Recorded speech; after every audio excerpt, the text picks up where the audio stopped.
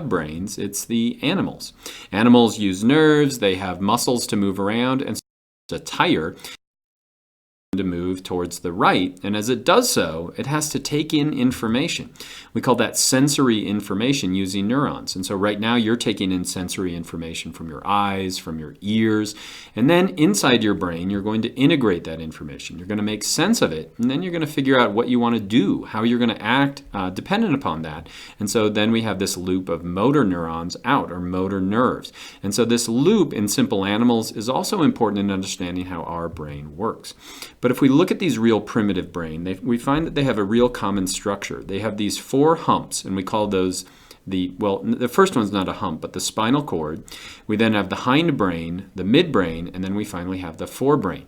And we find this consistent throughout all animals. And if we look at something like a shark, it pretty much looks just like that primitive brain. You can see down here we've got the spinal cord that's bringing information in. We then have the hindbrain, the midbrain, and the forebrain. And so one thing you should remember is that the closer we are to that spinal cord, the more basic the functions are. And so right down in this hindbrain, it's going to be basically keeping the heart beating, keep the circulation going, digestion in the shark. But when a shark decides to attack you, or it has some kind of an emotional response, that's going to be way up here in the forebrain. Now, if we look at you when you were really little, when you were an embryo, you had a brain that looked very similar. You had a spinal cord, you then had a hindbrain, you had a midbrain, and then you had a forebrain. But during development, that brain changes radically. And so